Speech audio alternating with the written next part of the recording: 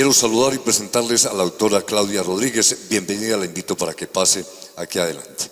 Su historia de amor por las aves comenzó por allá en el año de 1998, dice las partes de su historia.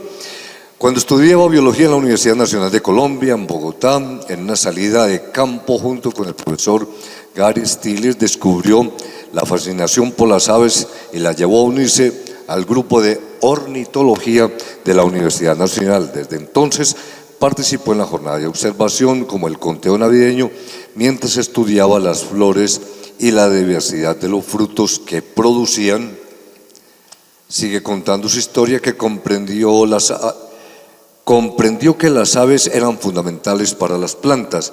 Durante 20 años ha investigado las relaciones entre aves y plantas, siempre la misma emoción al ver y al interactuar con su entorno.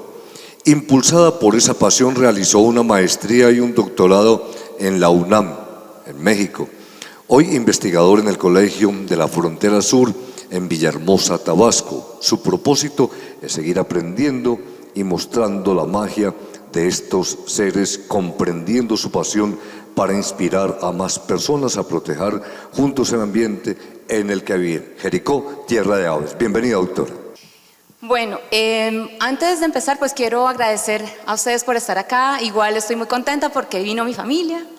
También estoy aquí, veo a dos chicas, a María Antonia y a Isabela, que tuve el placer de conocerlas, son estudiantes de la normal aquí en Jericó y estuvimos dando una charla de colibríes. Es la nueva generación de pajareros de Jericó y me pareció muy emocionante. Entonces, hoy vengo a hablarles, yo creo que va a ser como la charla un poco más académica del festival. Obviamente, pues yo soy investigadora, así que va a ser un poquito clase, pero quienes vieron, yo soy como clase light, ¿no? Como la idea es que ustedes se lleven conocimiento duro de lo que hacemos los científicos, pero que les ayude a entender y comprender qué pasa con las aves en la naturaleza. Entonces, si se dan cuenta, el título simplemente dice El lenguaje de las aves, un diálogo entre la ciencia y la naturaleza. Entonces, lo que yo vengo hoy es a contarles historias hermosas que son producto de la pasión, la curiosidad y el compromiso. ¿Y compromiso de quién? La pregunta en realidad es ¿qué pasa cuando los científicos escuchamos las historias que nos cuentan las aves? Eso es en realidad lo que quiero contarles hoy. ¿Qué pasa cuando nosotros hacemos eso? No conectamos con este grupo. Bueno, entonces organicé la charla en 3 temas. Vamos a hablar de historias de biomímesis, de anillamiento biológico y de bioacústica. Entonces, para arrancar con la biomímesis, primero pues vamos a saber qué significa eso. La biomímesis es en realidad la historia que cuenta es cuando copiamos a las aves, cuando nos damos cuenta cómo las aves pueden llegar a cambiar la vida de los humanos. Y en su concepto más estricto, biomímesis quiere decir imitar la vida. Entonces, en realidad la biomímesis es un enfoque de diseño y conocimiento donde nosotros como humanos imitamos las estrategias de la naturaleza, en este caso de las aves, para nuestro beneficio, siendo eficientes y sostenibles. Suena muy bonito. Entonces, voy a pasarles rápidamente 3 ejemplos de biomímesis con aves. En el caso por ejemplo, del vuelo, es súper evidente que pues las aves son nuestro mejor ejemplo de vuelo en la naturaleza. Y en el caso particular, por ejemplo, de los búhos, se sabe que son cazadoras increíbles y que además son súper silenciosas. Pues resulta que gente muy inteligente, ¿no? Ingenieros y todos se han encontrado que eso se debe a las características de la pluma. La parte de arriba de la pluma es diferente a la de abajo y hace un sonido, hace un efecto muy particular. Y este efecto silencioso es lo que ellos han usado para poder hacer ventiladores, hélices, turbinas que generen menos ruido. Además, lo han utilizado en algunas ciudades para reducir la contaminación ambiental acústica, ¿no? En nuestras ciudades. Otro ejemplo es el del planeo. Cuando ustedes piensan en que un ave planea, espero que inmediatamente piensen en un zopelote, en un gallinazo. Son aves maravillosas. Entonces, bueno, les cuento mientras se regresa. Entonces, estas son aves que, si se dan cuenta, aprovechan las termas, ¿no? Pues van subiendo, aprovechan, casi no aletean. Entonces, tienen una gran eficiencia energética. Obviamente, este tipo de vuelo tiene un gasto energético mínimo. Además, tiene esta capacidad para detectar. Y lo que se ha usado, este tipo de morfología o forma de las alas, de las plumas, para desarrollar, por ejemplo, drones planeadores y aeronaves de bajo consumo, obviamente pensando en que tengan más tiempo de eficiencia en vuelo. Y además, estos principios de cómo suben y cómo aprovechan estas termales es lo que usa mucha gente que aquí incluso en Jericó practica el parapente y el paracaidismo. Todo va en la misma lógica. Ahora sí vamos con la siguiente, que es el siguiente ejemplo, que es el de el agarre. Ya se pasó. El agarre ha sido estudiado este es un ejemplo de una gente de Stanford que crearon unas patas como de un robot y lo que hacen es copiar el agarre de las patas de los halcones. ¿Qué hacen? Estas garras, casi que los halcones, si ustedes se dan cuenta, casi que se agarran en cualquier superficie, y sin mucho esfuerzo, pueden mantener el equilibrio. Lo que han hecho es copiar ese diseño de las patas para ponérselo a los drones. ¿Con qué fin? Con que los drones puedan hacer monitoreo de larga distancia, puedan casi que percharse en cualquier lado y lo mismo, aumenta la cantidad de tiempo que puede este dron estar en la naturaleza planeando.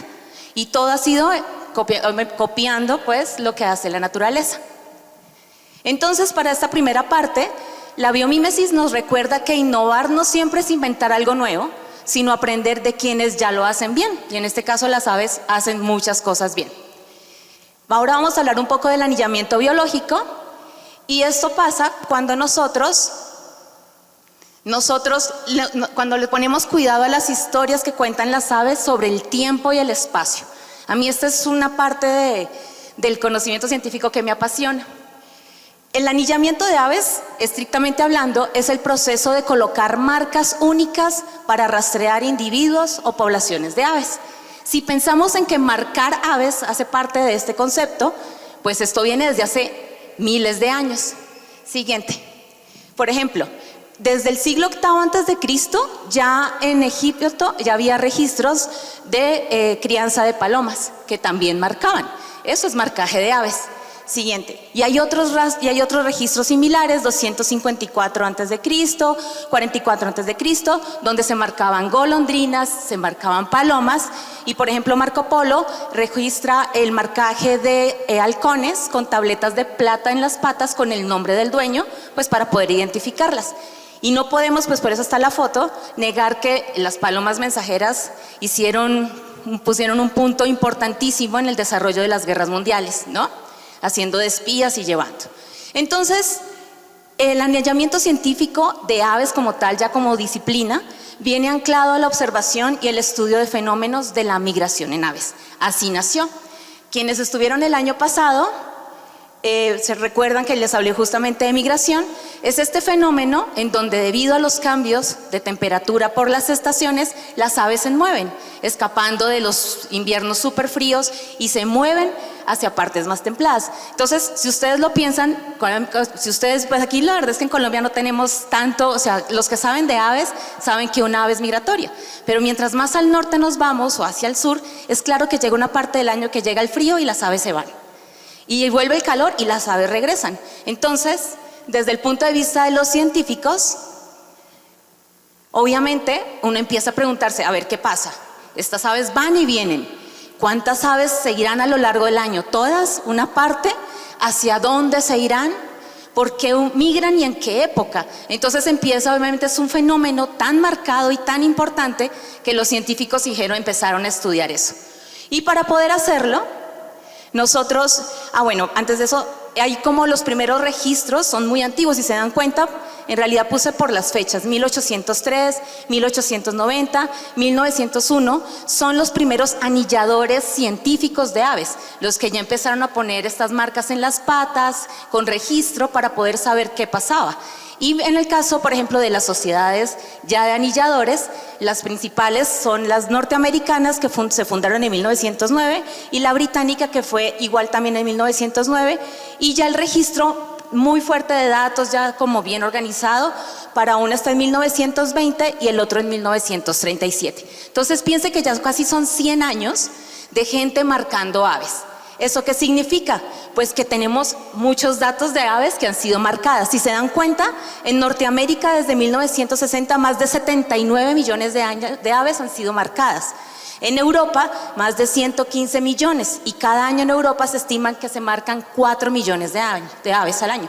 ¿Y esto para qué? Entonces, aquí les tengo unos ejemplos de cómo son esas marcas. Hay diferentes tipos. La que casi todos usamos para aves más pequeñitas son marquitas metálicas con un número, puedes poner códigos de colores. En el caso de los cóndores, águilas, algunas aves acuáticas ponen este tipo de marcas en las alas que son fácilmente visibles. Siguiente, en el caso, aquí pongo nuevamente la de las patitas. Por ejemplo, esa de arriba a la izquierda es un colibrí. Hay anillos especiales para colibríes muy pequeñitos. Hay unos que incluso dicen de dónde pertenecen esos anillos. Y ahora pues hay otras marcas un poco más modernas, por decirlo así, aprovechando la tecnología, que tienen un GPS satelital o que tienen una antena con una batería, y cada vez que pasan por una antena, que está obviamente diseñada para eso, registra que pasa, o se conectan al satélite. Obviamente eso que te va a ayudar a saber exactamente dónde va el ave en cada momento. Pero esto es algo bien importante y por eso lo puse así como grandote. El anillamiento científico requiere ética y capacitación. No cualquiera puede poner anillos, no cualquiera le entregan anillos. Un anillo mal puesto es un riesgo para las aves. Entonces es una actividad que da un montón de información importante, pero que es una gran responsabilidad. Entonces, ¿cuál es la importancia, por ejemplo, de las recapturas? Cada vez que uno pone una marca y le llega al ave después con un número, miren la información tan importante que sabemos. ¿Cuánto vive un ave? Nos ayuda a saber la fidelidad de sitio. ¿Regresa al mismo sitio, sí o no? O las rutas migratorias, ¿por dónde se está moviendo? También nos ayuda a saber tamaño de la población, si marcamos toda una población, si los machos y las hembras están en el mismo número, cómo le va a los adultos, cómo le va a los juveniles. Y aquí también, como tenemos al ave en la mano, no solo se pone anillo, podemos sacar un montón de información súper importante. Podemos ver la muda, que es el patrón, cómo van cambiando las plumas. Un ave sana, un ave fuerte, tiene un desarrollo de las plumas coherente con su estilo de vida, mudan a tiempo, cambian cuando le corresponde. También podemos ver enfermedades. Ahí es un colibrí que tiene una enfermedad viral y lo puedes ver teniendo en mano. Tomamos medidas de pico, ala, tarso, todo, y además podemos tomar muestras de sangre, de polen, excretas, y todo eso nos va a servir para saber qué come, qué está visitando, si poliniza o no. Entonces es una actividad que no solo marcar, sino tener el ave en la mano nos ayuda a tener un montón de información importante.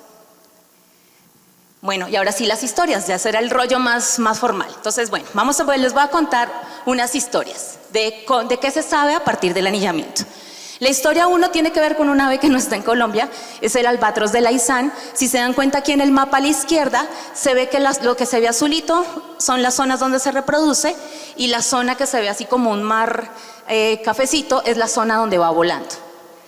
Esta ave es impresionante. Les presento a Wisdom y nos demuestra la importancia de las recapturas. Es un ave, es una hembra, su número de anillo es el Z333, fue anillada por primera vez en 1956 en el atolón de Midway, que eso está cerca de Hawái, y hasta ahora sus datos nos demuestran que ha tenido 2 parejas, una murió, luego ahora no, se organizó con otro macho, y si se dan cuenta tiene 75 años. Es el ave anillada más longeva gracias al dato del anillo. Para eso nos sirve. Les puse el caso extremo, ¿no? Porque es el que más datos, el que más años tiene, que es esta ave. Siguiente. Entonces, otra historia es que también el anillamiento nos sirve para entender cómo es que migran las aves. En este caso es el picopando colabarrada, y si se dan cuenta el mapa casi ni se ve. Si se dan cuenta tiene arriba como un colorcito rosadito, y más abajo en el borde del continente africano, Australia, hay azul. Ahí es donde vive, un extremo al otro del planeta. Entonces aquí por ejemplo tenemos a E7. E7 es un ave al que le pusieron un transmisor satelital y fue marcado en Alaska en el 2007. Lo siguieron con los satélites y se dieron cuenta que voló sin parar de 8 a 9 días, 11.000 kilómetros desde Alaska hasta Nueva Zelanda. Es el registro de una de las migraciones más largas sin parar en todo lo que sabemos de las aves hasta ahora. ¿Qué les dijo a los científicos? Nos dijo por dónde viajaba, si paraba o no paraba y cuánto tiempo le tomaba. Entonces es un montón de información bien importante para poder entender qué pasa con los animales, ¿no? Siguiente. Y la otra es, aquí les voy a contar, eso me pareció bonito, que ustedes dirán, bueno, estos estudios como tan lejos, pues no, en Colombia sí, señores, hay gente que hace esto. Les quería traer aquí a la Fundación Selva, la coordinan Camila Gómez y Nick, se me perdió el apellido, ellos tienen esta fundación y ya con mucha gente, ellos hacen anillamiento y marcaje. Esta es una parte de sus proyectos, se llama Motus. Motus es una red de anillamiento que está en todo Norteamérica y Suramérica, y ellos tienen antenas como las que se ven aquí en la foto de abajo, y lo que hacen es que capturan las aves. Aquí tenemos a esta ave que tiene la espalda como una cosita blanca, es un transmisor con una antena. Y se captura, se le pone esa marca, se libera, y como esta es una ave migratoria que va del norte de Sudamérica hasta Norteamérica, cada vez que pase por una de esas antenas, lo va a registrar. Y entonces la antena dice, pasó el pajarito número 3855. Y como ya saben aquí en Fundación Selva qué especie es, cuándo se anilló y por dónde va, pues pueden ir trazando por dónde se mueve, si es rápido, si es lento. Entonces en Colombia la Fundación Selva son muy buenos y han hecho un gran trabajo. Ahora les voy a contar una historia. Esta es con el colibrí garganta rubí. Siguiente, porfa. Esta es una historia que me pasó a mí. Nosotros, cuando yo estaba haciendo la maestría y el doctorado en la UNAM, teníamos una estación de anillamiento. Esta es Ciudad de México, está la Reserva Ecológica del Pedregal de San Ángel. Quien conoce Ciudad de México, eso es en campus en la ciudad universitaria, al lado está el Metro Universidad. Eso es un hueco, producto del manejo de suelo, y ahí lo que hicimos es que pusimos redes y trampas de bebedero para anillar colibríes. Tuvimos datos de 8 años de anillamiento, y en total anillamos con otro compañero casi 1.791 colibríes en estos 8 años. Y tuvimos 8 especies anilladas, y esta hermosura que ven aquí es el colibrí berilo o Saucerrotia berilina, que es el colibrí más abundante de Ciudad de México. Siguiente, pero ¿a qué va esta historia? Cuando yo llegué, en mayo cumplo 20 años de haberme ido a vivir a México, y en el agosto del 2007, como yo sé, pues los colibríes han sido lo mío, dije, no, yo quiero anillar colibríes. Entonces con Carlos, con mi amigo, nos fuimos a Alabama a aprender a anillar. Nos certificamos allá con este personaje que se llama Bob Sargent. Él es uno de los anilladores más importantes de Norteamérica, y eso que tiene ahí en la mano, él era un hombre muy grande con unas manotas, y eso que tiene ahí en la mano abajo es un colibrí, es un garganta rubí. Ese señor manejaba esos colibríes con una dulzura impresionante. Entonces aprendimos a anillar, nos certificaron, regresamos a Ciudad de México y empezamos el proyecto. Entonces, ¿qué pasó? Nosotros estábamos ahí anillando, y el 1 de octubre del 2014 fuimos a revisar nuestras redes y, oh sorpresa, nos cayó un garganta rubí macho, primera vez que nos cayó, divino, no había caído ahí nunca. Y nosotros con Carlos, no, ¿qué es esta belleza? Tenemos que escribirle, ahí está Carlos, tenemos que escribirle a Bob. Bob, le mandamos su correo. Bob, y Marta, su esposa, mira lo que nos cayó, es una belleza, Y pues pasó una semana y no nos respondió. Como a los 15 días nos respondió el correo y era Marta. Y decía, querida Claudia, querido Carlos, pues les cuento que Bob murió hace 15 días. Entonces, les cuento esto porque no sé si conozcan algunas de las leyendas, quienes estuvieron ayer con Esteban. Los colibríes son mensajeros, eso dicen los mayas, los aztecas, que son los mensajeros de los dioses, y más bien los mensajeros de los muertos, que son los que traen los mensajes de los muertos. Entonces, cada quien puede creer lo que quiera, pero casualidades, quién sabe. Fue muy impresionante para nosotros, pues que prácticamente la llegada del colibrí estuvo muy cercana, ¿no? Y nunca nos había caído. Después de ese nos cayeron otros 2, pero como 4 años después. Pero bueno, esa es mi historia con el anillamiento. Entonces, las aves nos cuentan historias de sus viajes y sus aventuras. Y si las escuchamos, vean todo lo que podemos aprender. Y ya para ir cerrando, sí, voy bien. Les voy a hablar de otro campo que me encanta, que es la bioacústica. ¿Qué pasa con la bioacústica? Pues cuando nosotros, como científicos, aprendimos a escuchar a las aves, tuvimos la capacidad de responder un montón de preguntas muy interesantes. La bioacústica como tal, igual su definición, es el estudio de los sonidos producidos por los organismos. Aquí tenemos, por ejemplo, a mano izquierda, cómo se ven los sonogramas de los cantos. Si ustedes ponen un canto y lo ponen así como en la frecuencia, eso empieza como a dibujar, ¿no?, los sonidos. Entonces, ¿para qué sirve la bioacústica? Pues nos ayuda a responder preguntas de cómo canta una especie, si varía el canto entre los individuos, las especies, las poblaciones, para qué canta, será que está defendiendo un territorio, está buscando pareja, ¿no?, o está simplemente llamando la atención sobre algo. Nos dice cosas sobre el comportamiento, sobre la calidad de su sistema, la fisiología del cuerpo e incluso hasta la evolución de las aves. Entonces, la historia de cómo se registraban los cantos es chistosa, porque cuando yo estaba en la universidad ya llevaba unos pocos años. Entonces se arrancó, no sé si se acuerdan ayer en la charla de Luis Germán, que él mostró que estaba ahí con una parábola. Entonces hace tiempo, pues con que los viejitos como yo, cassettes, pilas. Yo recuerdo ver a mis compañeros con sus grabadoras enormes, metiendo el cassette con sus pilas, se llevaban sus audífonos y estas parábolas para grabar. Más adelante ya aparecieron estas grabadoras digitales que ayudaron un montón. Aparecieron unas parábolas, unos receptores de mejor calidad. Y ahora pues está mucho mejor. Vean esta belleza a la izquierda, ya lo venden, donde colocas tu celular con tu antena, tus audífonos y puedes grabar con súper buena calidad. Pero algo que la tecnología también ha hecho que es muy chévere es que ha creado estos dos tipos de dispositivos que tenemos en el medio y a la derecha, que se llama para hacer monitoreo pasivo. Son grabadoras que uno programa como quiere.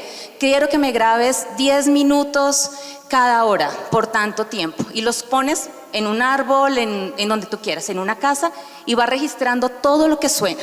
Entonces imagínense, por ejemplo, nosotros como pajareros y generalmente como humanos diurnos, rara vez salimos a pajarear de noche.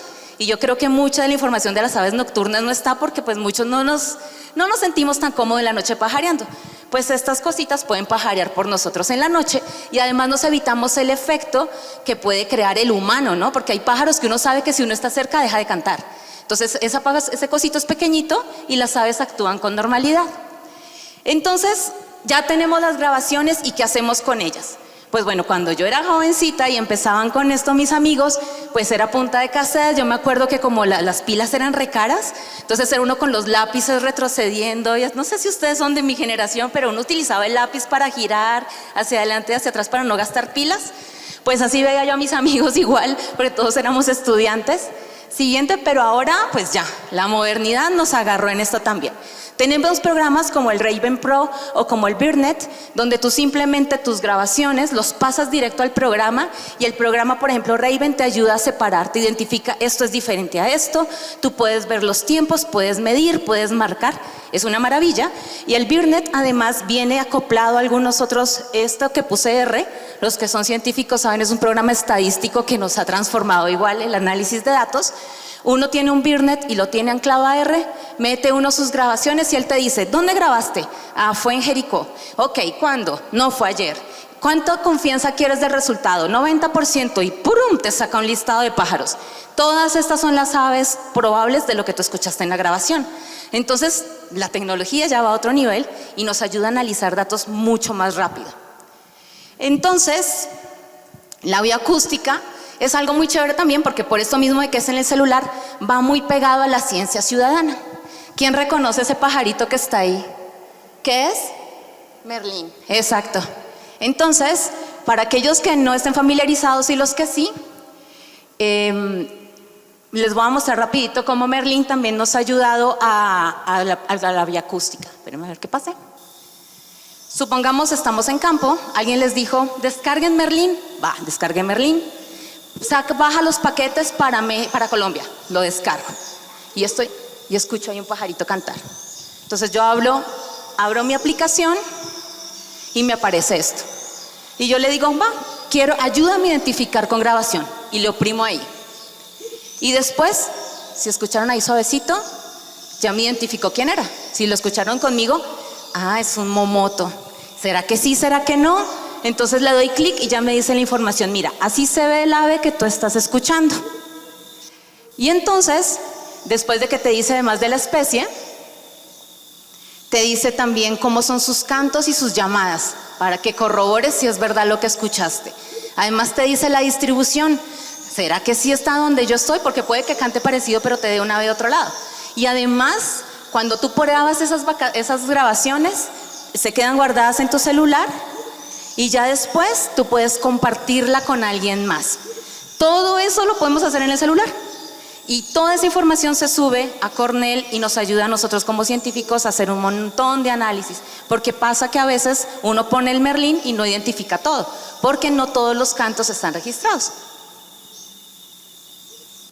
Bueno, y en la bioacústica en Colombia, pues hace muchos años salieron unas guías sonoras de lo que salieron de estos cassettes y de estas grabadoras digitales.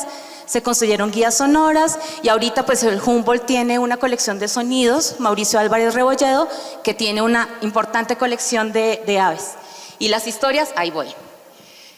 Entonces, antes de empezar, porque sí quiero en este caso enfocarme en historias de bioacústica en Colombia, a quienes sean curiosos de este campo les recomiendo esta recopilación que está en Ornitología Neotropical, donde aparecen grandes de los bioacústicos ornitólogos más importantes del país. Y voy a mencionarles algunos que son para mí relevantes por mi historia, porque los conocí, algunos directos, otros indirectos. Aquí está Mauricio Álvarez Rebolledo, él falleció hace 2 años. Él fue de los que, como yo soy de Bogotá, de los que primero veía yo que estaba por ahí con el pajareo. Fue muy importante, fue el maestro y el motivador de muchos ornitólogos. Y fue tan así que otros compañeros, Andrés Cuervo, regrésate porfa, y Andrés Cuervo y Daniel Cadena nombraron una glararia, en su honor. El toro Ichamí es alvarezi justamente pues para homenajear a Mauricio. Y ahora les voy a mostrar a 3 personajes. En el caso de Paula y de Oscar, ellos estaban en la Nacional en el tiempo en el que yo estudié biología, pero ellas eran 2, 3 semestres adelante de mí. A Gustavo él estudió biología en los Andes, entonces también era como el mismo grupito bogotano, que era quienes se dedicaban a hacer estudios.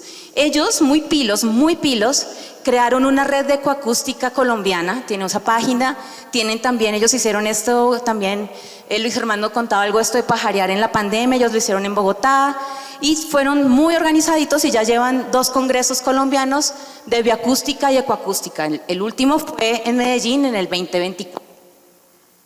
Entonces vamos con las historias. Los cantos, las aves, los cantos es algo que a nosotros nos toca desde siempre. Esto que ustedes escuchan era lo que yo escuchaba todas las mañanas cuando salía a coger el bus para ir a la universidad. O sea, no había luz todavía y eso era lo que uno escuchaba. Yo sabía que cuando empezaban a cantar ya se me estaba haciendo tarde para salir a coger el bus para la universidad. Con el tiempo ya me puse a ver quiénes son los que están cantando así y yo, es el mirlo, es el copetón, es la paloma. Pero desde siempre, antes de ser biólogo, no, piensen, siempre hay cantos que te están acompañando todo el tiempo. Y algo muy bonito es que sabemos que algunas aves hasta pareciera que cantaran su nombre. Escuchemos este. ¿Cómo se llama? Común.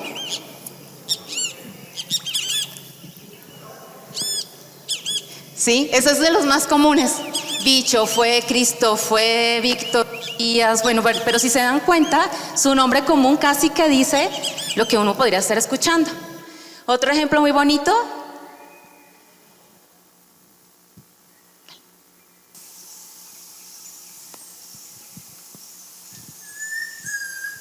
¿Cómo se llama? Ajá. Muy bien, la glararia compra pan. Así te la enseñaban en la universidad. Ahí está, compra pan. Eso fue en Bogotá, así me las enseñaron a mí en la universidad. Entonces, si se dan cuenta, uno podría decir, dime cómo cantas y te diré quién eres. Uno de los mejores pajareros para mí, en general, pajarean oyendo. O sea, y aquí lo pude ver aquí con José Manuel y con otros que está Pancho, que saben uno, aquí está no sé quién, y uno está ahí, pero ¿dónde? ¿No? Entonces, es importante a la hora de aprender a pajarear, sí, fíjense en los cantos. Ayudan muchísimo, además que es un deleite, ¿no? Poder simplemente estar pensando y estar aquí, saber con quién está. Entonces, mi invitación obviamente es abrir los oídos y escuchar a las aves, a nuestro entorno y de paso a nosotros mismos.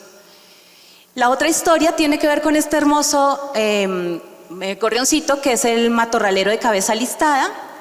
En este trabajo, que también fue hecho aquí en Colombia, resulta que una estudiante de doctorado, Juliana Rodríguez, con sus asesores, Daniel Cadena y Jorge Enrique, Avendaño. Ellos estudiaron en Cundinamarca. Gracias. En Cundinamarca estudiaron 33 parejas. Daniel, antes de hacer esta tesis, él había capturado las aves y les había puesto anillitos de colores, entonces sabía qué pajarito era cada uno. Y ellos viven en pareja. Entonces, Daniel y Juliana empezó a grabar, aquí tenemos un mapita, pues un ejemplo, empezó a grabar qué hacían ellos, los cantos, las parejas, además les ponía el playback, como les ponía el canto de ellos, a ver cómo respondían, grababa, y en cada territorio ponía uno de estos audio de monitoreo pasivo, estas grabadoras, que fue lo que recogieron, 7.830 vocalizaciones, y lo que ellos encontraron es que ellos tienen 3 tipos de vocalizaciones. Los llamados, que son estos cantos más cortos que no están tan estructurados, encontraron cantos solitarios y por primera vez detectaron cantos solo de las hembras. Hasta ese momento se decía que solo los machos cantaban, y además describieron los duetos, macho y hembra de territorio cantan juntos. Obviamente todo eso lo aprendieron a partir de las grabaciones, pero lo más bonito de este estudio es que ellos se dieron cuenta que cuando el canto de los vecinos era similar, pero cuando comparaban los cantos de los de 2 kilómetros aparte, ya los cantos no se parecían, eran diferentes. Entonces, este estudio lo que nos enseñó es que las aves de una misma especie y que viven en el mismo lugar pueden cantar diferente. Por eso estar grabando en Merlín y todo ayuda tanto, porque sí hay variaciones. Ahora, para ir cerrando, la última historia tiene que ver con ecoacústica. Es un campo que está amarradito a la vía acústica, y aquí lo que hacemos es la ecología del paisaje. No solo cómo suena mi pajarito, sino todo lo que está alrededor. Y por ejemplo, aquí tenemos 3 ambientes, ¿no? Pues tenemos aquí estas sabana inundable, tenemos este bosque más alto andino, el páramo. Es muy diferente. Nosotros podríamos pensar que cada uno suena muy diferente, y es así. Ese sonido es de un bosque en Medellín. Si se dan cuenta, suena el agua, a veces insectos, varias especies de aves. Eso se llama un paisaje acústico. Y ahora tenemos que encontrar y añadir un nuevo paisaje acústico: las ciudades. Este, por ejemplo, es Bogotá, y este es un paisaje ecoacústico de Bogotá, donde se escucha el copetón a lo lejos, pero si le ponemos cuidado, suena el carro, suena el perro, porque esos son sonidos que también están interactuando con las aves. Entonces, en Humboldt, en el Instituto Humboldt, ellos empezaron a trabajar con esto de los paisajes acústicos, con cafetales. Entonces tenían cafetales de abierto, un poco más intervenidos, y cafetales más cerrados, y empezaron a ver cómo sonaba el paisaje acústico, y se dieron cuenta que la cantidad de cantos y la complejidad de los cantos era muy diferente, que mientras más cerrado es el cafetal, más recupera la vegetación, habían más tipos de cantos, y las aves cantaban de una forma más compleja. Y aquí, por ejemplo, este trabajo le apoyó Paula Caicedo, que es la ornitóloga que les mostré. Cuando ella presentaba sus resultados, dijo algo muy bonito, dice: el bosque muy joven está aprendiendo a cantar como un bosque maduro. Así lo interpretaban ellos. El bosque joven cantaba pocas especies, y en cambio cuando iba madurando era como si aprendiera a cantar de una forma más compleja. Y ahora, el último caso, esto tiene que ver con ecología urbana, lo hizo Oscar Marín. Él es un amigo mío que estuvo haciendo un postdoctorado en México y ahorita está como profesor en la Universidad del Quindío. Él trabajó con este canario, Cicalis flaveola, y en Armenia él lo que hizo fue que puso 32 puntos en sitios con casas y parques, solo parque, edificio, lo más variado. Y se iba bien tempranito y estaba pendiente a qué hora cantaba el primer canario, y anotaba. Y en ese momento anotaba no solo la hora, sino que medía qué cantidad de luz había y qué tanto ruido había. Y así lo hizo en todos los sitios. Lo bonito que él encontró es que los canarios que vivían en sitios con más casas cantaban más temprano. Y él dice que eso puede estar explicado por la contaminación lumínica. Y eso lo hemos visto. Hay aves que ahora ya puede ser de noche, pero como están los postes y todo, están más activos. E incluso hay pájaros que de las ciudades que cantan más temprano. Como está la hora pico, se junta la hora pico de los pájaros y la hora pico de los carros, están cantando antes para que ellos se puedan escuchar, o cantan más alto, más fuerte para poder ganarle al ruido de los carros. Entonces, el mensaje de todo esto es que las aves nos cuentan historias del lugar en el que viven. Y ya para ir cerrando, entonces, cuando escuchamos y observamos a las aves y la naturaleza, pues nos deja de ser como inspiración y se vuelve maestra, que es con la biomímesis. Los cantos de las aves nos cuentan historias sobre el tiempo, el espacio y el lugar donde viven. Un bosque, un páramo, una ciudad suenan distinto y las aves nos hablan, ¿no?, de la calidad del sitio en el que viven. Y cuando las aves cambian su canto, nos están diciendo que su mundo también está cambiando. Obviamente muchas de las grandes preguntas científicas nacieron justamente de observar y escuchar las aves. Entonces lo importante es nunca perder esa conexión, tanto de ustedes como muchos de ustedes que no son científicos, digo yo, pero sí lo son, de los otros que somos más estructurados con la carrera. El hecho de ser científico no nos hace indiferentes, ¿no? Y mientras más conectados estemos con la naturaleza desde el corazón, al menos para mí, es más fácil aprender, tener nuevas preguntas, ¿no?, y transmitir también, que hace parte importante de nuestra labor. Y pues eso es todo y muchas gracias.